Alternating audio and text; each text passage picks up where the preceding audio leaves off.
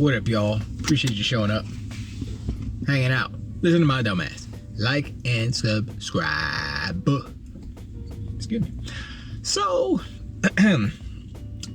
we're gonna take a break of the FTC and all that stuff because we all need a break. And this was basically an appendum. My brain is not working right now. This is an addition to the Justin Roiland video where he was interviewed by who interviewed him again? Oh, it was Greg Miller. Anyway, in that interview, Justin Roiland said many things. He seemed a little tired, but still, he said many things. And one thing he said, which I don't take it to heart, but I take it more seriously than any of these talking heads. Greg Miller, freaking Destin Legary, freaking Gaz, you know what I'm saying? Freaking anybody, Vicious 98929, Paris Lily, all those fools. He said that he liked The Last of Us Part 2. This is pertaining to The Last of Us Part 2. But why did it end the way that it ended? Why didn't they have a resolution where the characters have to, come together and make it more of a resolution that is satisfying to the audience, us, the players, right? A happy ending, if you will.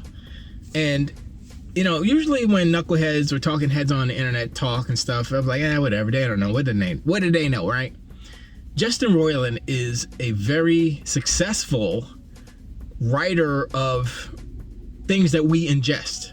Yes, it is a lot of comedy, but you have to understand what he writes, what he comes up with, as far as just like Rick and Morty. He's done many other things besides in other games too, but let's just talk about Rick and Morty for a second. I haven't even seen I've seen a very small percentage of Rick and Morty. A percentage, like most of maybe one season. I don't even know which season it was, like 2 or 3 or something. And I was like, hold up. I know it's like an analog or it's a mirror of the kind of Back to the Future, kind of, sort of, but this is like wormholes and it's different, right? And so Rick Sanchez, it's multiple universes, it's all these different Ricks, all these different Mortys, evil Morty, and then there's all this deep lore, there's crazy things going on. So you're looking at all the moving parts in this show, and I'm like, wow, that's crazy. How do you rectify, how do you solve this? How do you, resolve these conflicts with all these different characters? And they figure it out, and it's a good show, right? Plus the jokes, but it's more about everything that is the show, not just a short one-liner here or right here. That's like Family Guy. That's what the Family Guy is. That's what Family Guy is, the show. And it's funny, but it's not like Rick and Morty. Rick and Morty is like, okay, wait, what? Evil Rick is doing evil and he killed what? It's so crazy. And then Pickle Rick, I saw that episode fully, and I was like, and it was it's like a therapy.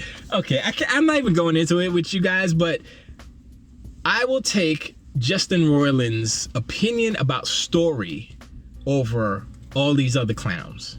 And when he criticizes The Last of Us Part 2's ending, I say, wait a second. Another writer who is good at writing has said something about the game where I said, how they did Joel was dirty, how they treated his character. He could have died. I don't care if he died, but how he died, when he died. I know they did it for shock value, but it didn't work because it was just painful. The whole game is all pain. There's no resolution to anything. At the end, all the characters are worse off. People are dead. It's not good. It's not a good ending. And I'm glad someone like Justin Roiland came out and said something, because I've been saying it. I'm like, the story's a story. It's not that great, but whatever. So yeah, man, I'm just glad that that he said those things, because it's just I'm tired of Sony doing these games, these movie-like games, My argument is, if this game wasn't a game and just a movie, it would be trash. And the proof is, Sony makes a lot of trash movies. Uncharted was trash. The movie. The game is better than the movie. Proof. That's proof. Now you'd be like, oh, but Spider-Man, look. Spider-Man has some magic sauce on it. And it had Lord and Miller, or just Lord, or just Miller. I don't know. One of the two was working on the first one. I don't know if he's on the second one, so we'll see. But that's the only shining light in Sony's arsenal is their animated stuff. So what are you gonna do? But yeah, you know, time to get on the road. You know what I'm saying? And let me know in the comments below. Is The Last of Us 2 or the story games, let's call them story games from Sony, are they really that good?